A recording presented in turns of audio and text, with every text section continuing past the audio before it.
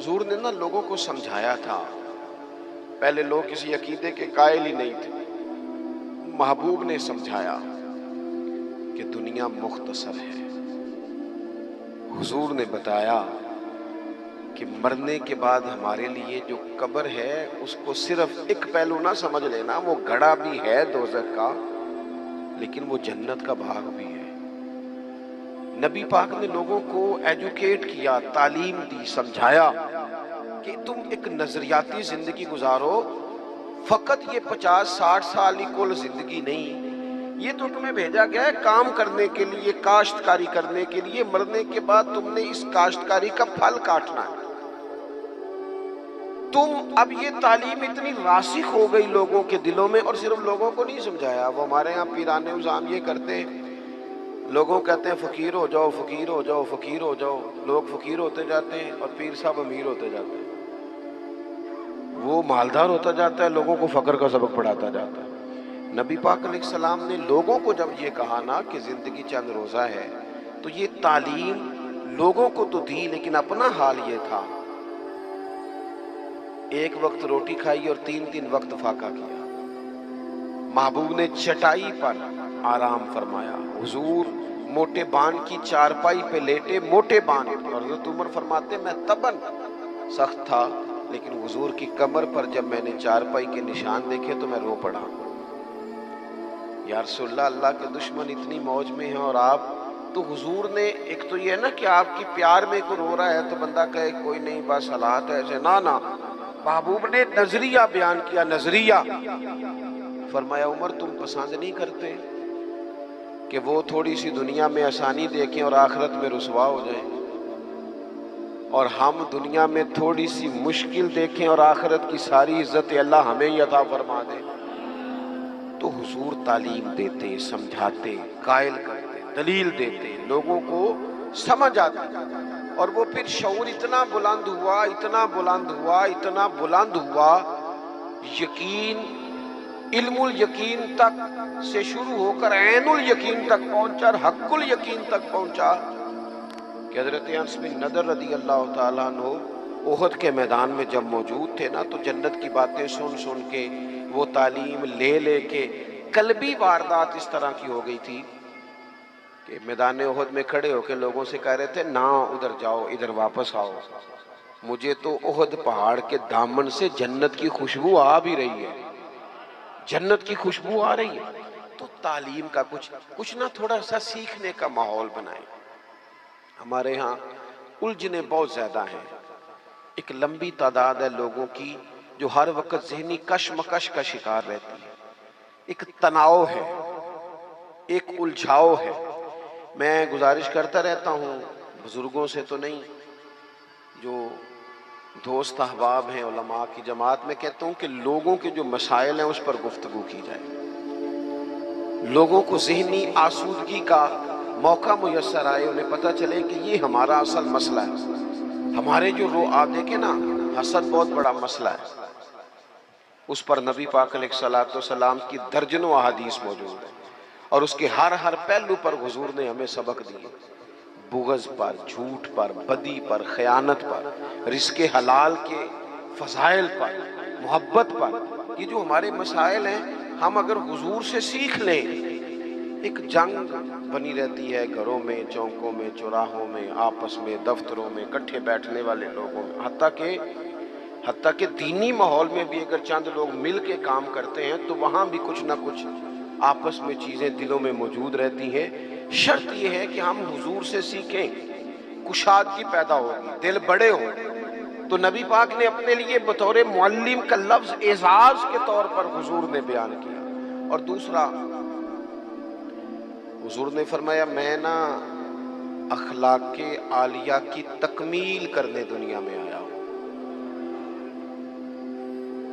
ایک ہوتا ہے کوئی اچھی بات کرنا، بہت سارے لوگ اچھی باتیں کرتے ہیں اور آج کل تو سارے لوگ ہی اچھی باتیں کرتے ہیں، پر مسئلہ صرف اتنا ہے کہ کرتے دوسروں کے لیے.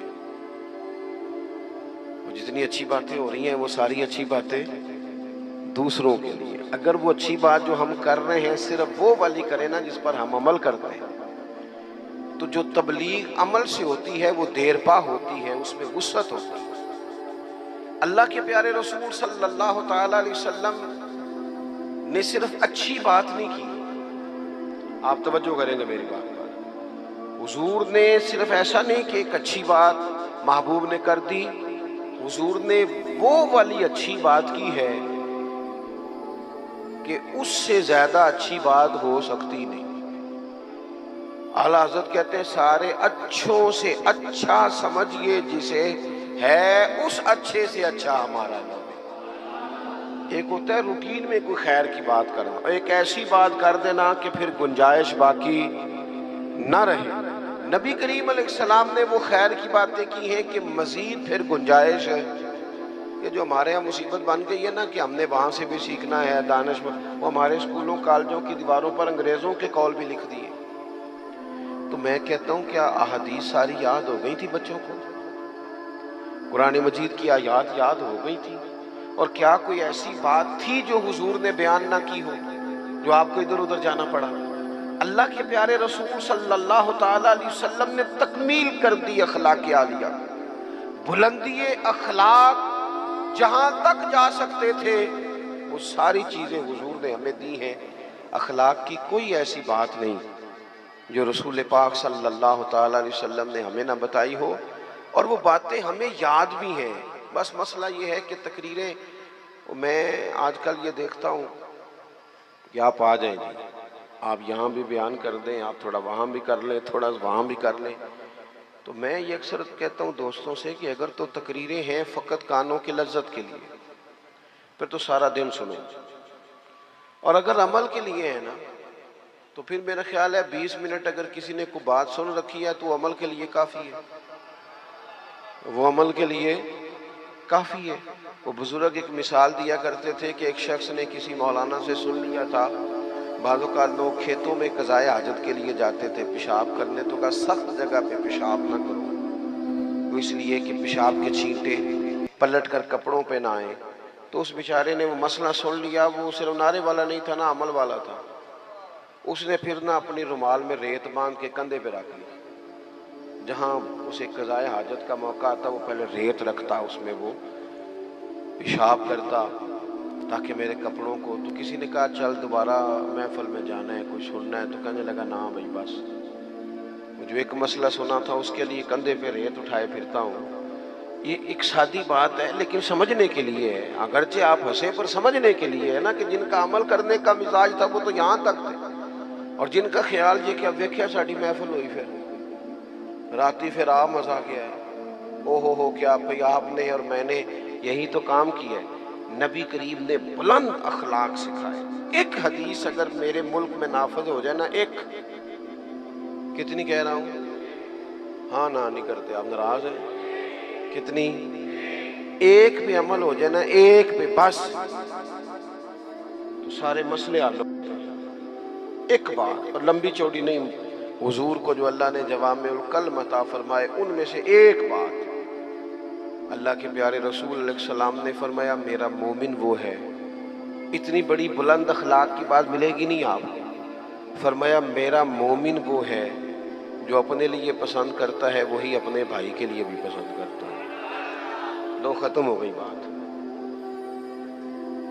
آج کے بعد زندگی میں یہ ایک بات طاری کر لو، ایک صرف، کہ جو اپنے لیے پسند کرنا ہے وہی اپنے، کوئی ملاوٹ ہوگی، کوئی آدمی غلط چیز بیچے گا، کوئی غلط چیز بنائے گا، کوئی خرابی پیدا ہوگی، کیوں کہ اس نے نا، میں دکان پہ ایک دفعہ کپڑے خریدنے کے لیے بیٹھا تھا تو ایک صاحب کہنے لگے پیر صاحب یہ لے لے آتے، میں بھی پایا ہے۔